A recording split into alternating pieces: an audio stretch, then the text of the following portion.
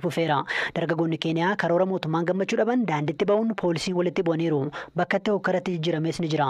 Magaalaa Naayiroobiitti poolisiin mormitootatti waan ija gubuutti dhukaasee bittinseera.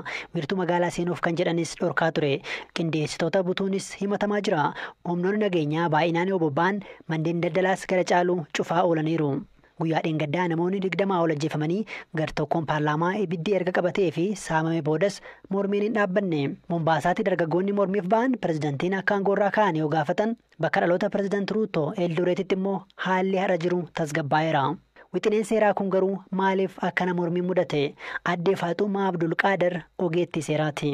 Wanni qaraa namuu keessa ijoollee qaqalloo tana ooman gaafan. Guyyaa qar konsulteeshin tattaanillee namuu gurguddaa gaafatan malee namni ijoollee teenta ijoollee qeerroo dargaggoota. Kan gaafatini isteetii cuf dabree bakka amma fila pireezidentiitiin baay'ika pireezidentii nam dhukkaa abbaan lafaa. Artiin baay'inaan ijoolleen nu yadinnee qara dinnee namni nu dhagaan jiru ettee istiriitii gabbaat karaa gabbaat. Ka karaa gabbaat kaan haadhanii balleessanii keessa leejjeessan. Tokkoon lamaan doositu nama hedduu jedhanii exact namba namee hin jiru. Ammoo duruu fi 20 jirti. Wanni warri gabbaa'ee biil kan dideef duuba taksii nama daran. Taksii tayyoo daran tana aadan sila nam gaafattee yookiin namaa fuuta akkasiin nama daran malee akkasuma kaanii sila nama daran malee. Amma akka garreetti Keeniyaa bakka baay'ee marsabiitti dabalatee uummati daandiitti ba'ee mormee hin didee duratti qeerroo hin mariisne naan jettee isaan alattoo hagam guddaadha. Hagam qarshii baay'ee gaafata biiliin tun yookiin immoo wixineen kun. Wanni inni biyyatti ulfaatee namni hin feene jedhee ijoolleen qeerroo gabbaatee fi waan hedduu ka durii taksiin goon ammaan tan taks godhan. Wanni durii taksiin goon amma akka daayipaas ijoollee fa'aa ijoolleetti hidhatanillee taks godhan.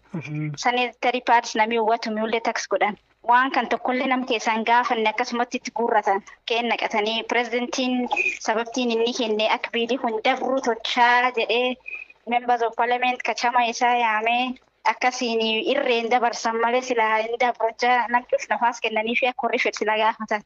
Tole amma kalee pireezidantiin biilii kana yadhiise jedhe. Yadhiise afaanii jedhee. Ammoo aadaa keessan fulaan inni itti dhiistinuu fula aadaatiin yoo sila dhiisuu fedhe guyyuun qaraatu kan namni dideedha akkasitti dhiisuu malee. Hojja biilii kun yoo inni taa'ee bultii 14 yoo inni taa'ee aadaa lafa ta'a. Seera ta'a. Seera ta'a. Ka pireezidantiin uuman jedhin. Yaa dubbatee ammoo aadaa ittiin guutan. Ka aadaa ittiin guutatiin namni ijoollee sobaa jettee nu sobee jettee tanaaf har'allee gabbaati. Booranatti akkam keessumaa Iseeloof Marsabititti waan akkasii kun jira. Injir demonstration Isiolo leen jiran tokko ummizanii akka malee Isiolo Marsabit ammoo namni uummatan jiru ammoo ijoolleen demonstration gabbaatee namni waaleen namni xixiqqaan namni jaaroleen cuf gabbaatee demonstration tan tokkeeti. Lafteen cufa namni keenya jiru cufa yaa'u affektiti ammoo keenya keessa lafa akka Mombaasaa, Migoorii, Kisumu fula hedduu namni gabbaatee. Teessoon sirna bilchiginnaa shiraan kan guutame yoo ta'u hojii isaan guyyaa guyyaan raawwatan sirnicha badiitti oofaa jira. Bilchiginnaan osoo sirna diimokiraasii jabeeffachuun gaaffii bu'uuraa siyaasaa karaa nagaa deebise jeequmsa amma kana impaayiratti kan hin mudanne ta'uu mala. Har'a garuu furmaatni bulchiinsa impaayiratti afaan qawwee qofaan taa'uun keessoon sirnichaa akka raafamu godheera. Uummatni akka impaayirattiitti waraana guddaa kan baasii guddaa gaafatuu fi sirna diimokiraasiif yaaddessaa ta'uu malu ijaaruun hin barbaachisu yeroo jedhu bilchiginnaan waraana naamusa hin qabne ijaaree yaaddoo lammiileetti uumee jira. Haaluma kanaan dheengadda waxabajjii 24 godina lixa wallaggaa aanaa jaarsoo mooraa magaalaa jaarsoo keessatti gartuulee heera impaayirattii irra ejjetanii akeeka abbaa irree haaraa ta'u tarkaanfachiisuuf dhamaanii fi warreen sabboontota ta'an gidduutti lola dhalate ajajaa waraana faashistii PP koloneel tokko dabalatee namoonni 5 ol ajjeefamuu hedduun madaa'uun beekameera. Lolli gartuulee waraana sanyummaa fi dhiibbaa hawaasa irratti raawwatan gidduutti dhalate mooraan sirnichaa kan raafame hanga gabaasni kun qindaa'etti moorichi jeequmsa guddaa yakkoota gara jabinaa adda addaa raawwachuun garmalee dararuun waan fedhii isaanii dirqamaan guuttachaa jiru. Godina Jimmaa ona saqqaa coqorsaatti ergamtootni biltsiginnaa maashina ijaarsa gamoof oolu binna jechuun qarshii hedduu hawaasa onichaa irraa guuraa jiraachuun ibsameera. Murni gabroonfataan PP diinagdeen isaa kufuu gaafa baru sabbata haadha hiyyeessaa quba kaa'uun uummata Oromoo irraa qarshii guuree isa gariin ol tuullatee harka muraasa immoo qarshuma uummata uummata irraa funaaneen waan xiqqoo hojjetee ijatti mul'isuun sossobbiin gurra coomsaa kan jiru ta'uun ifaadha. Akka jiraattonni gandichaa jedhanitti ona saqqaa coqorsaatti ergamtoonni empaayirichaa maashina ijaarsa gamoof oolu binna jechuun qarshii 500 haga 5,000tti uummata dirqisiisuun irraa fuudhaa jiru. Nama kaffaluu dide hidhanii dararaa jiraachuu fi yeroo adda addaatti maqaa kaffaltii gosa adda addaa itti dhahuun uummata irraa qarshii guuraa jiraachuu itti dabaluun. Kalkum lamaaf diddama godina Arsii baana martii gandurumoo kabiroo jedhamee raayida tarkaanfii armaan dur waraanni bilisummaa Oromoo fudhachaa turisanii nurra fudhachiisee ture jechuun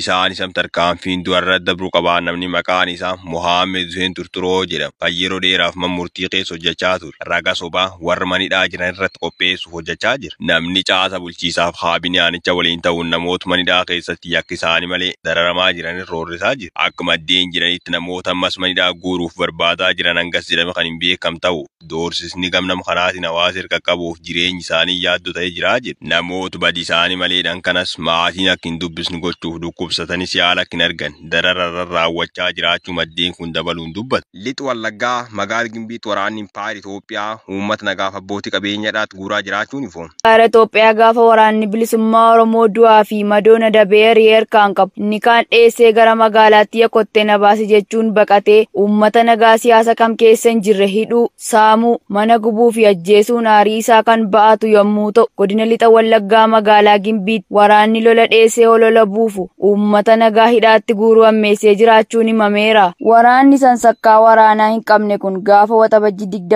20,2024 obboleessa kee Toofiqiin fidi jechuun nama maqaan isaa Mubaarik Imaamuu jedhamu sababa tokko malee hidhuu namoonni itti dhiyeenyaan beekan ni dubbatu. Abbootii qabeenyaa magaalichaa yeroo yeroon irra deddeebiin doorsisaa turuu fi qarshii garaattiin guuttatan hanga fedha isaanii gaafachuun dararaa kan jiran ta'uu kan himan jiraattonni magaalichatti kanneen hidhamanii dararamaa jiran hedduu ta'us dubbatu. Namoonni maqaan isaanii abbaa qabeenyaa obbo Mahammad Awwalee, obbo Taliilaa, obbo Baqqoo, aadde Abbaboo Addunyaa, aadde Soofiyaa Bakuree fi kanneen biroo mooraa Saxxeetti hidhamanii dararamaa jiraachuus itti dabaluun ibsaniiru. Namoonni kunneen sababii tokko malee Oromummaa isaanii qofaaf kan hidhamanii fi dararaa hamaa kanneen argaa jiran ta'utti dabaluun ibsaniiru. Garuu deeskan biyya laata argannee yoo dabaru. Ameerikaa, Kooriyaa Kibbaaf Jaappaantuun sooraan Mosookoo Pyongyang balaaleffate. Arsii lixaa bulchiinsa magaalaa Shaashamannee keessatti namoota ukkaamsuun jabaatee itti fufe. Jaalimoonaa Fayyisaa guutuu gabaasa kana akka taanutti isiniif dhiyeessa. Rakkoon naannoo Oromiyaa keessatti waggoottan sirni biltsiginnaa gara aangootti dhufee kaasee uumamee jiru. Namoota kuma dhibbootaan lakkaa'aman qe'ee isaanii fi jireenya isaanii irraa mana hidhaatti yoo galchu, kuma kurnootaan ajjeesuu fi miiliyoonaan ammoo buqqisee jira. Sirni abbaa irree biltsiginnaa mirga namummaa bara aangootti dhufee qabee cabsuun lammiilee nagaa hedduu ajjeesuun guyyuu dhaadatu. Himannaa dhaabbanni mirgoota namummaa Itoophiyaa irra deddeebiin rakkoo uumamaa jiruuf yakkamaa sirnicha taasisus qulqulloof taasisee sirnichi jiraattota rakkisaa jiraachuu jabeessee jira. Haaluma kanaanis godina Arsii lixaa bulchiinsa magaalaa Shaashamannee ganda duwwaa 4 keessa namoota maqaan isaanii obbo Abdurrahmaan Waaqayyo abbaa ijoollee 3, obbo Galatuu Tashitee hojjetaa buufata fayyaa Rabaatee, Abdullaa Tibbisoo barsiisaa kolleejjii Daadimoos muummee kompiitar saayinsii kan barsiisuu fi ganda duwwaa 10 keessaa ammoo obbo Bashir Gammachuu mana uffannaa hodhaa kan qabu bakka hojii isaatii qabuun hidhuun himameera. Namoonni ganda duwwaa 4 keessaa qabaman hunduun walakkeessa. Sirni tontoraan qarree kufaatii irra ga'ee jiru biltsiginnaan siyaasaa fi dinagdee raafame waan qabuuf gadi dhiisuu wallaale.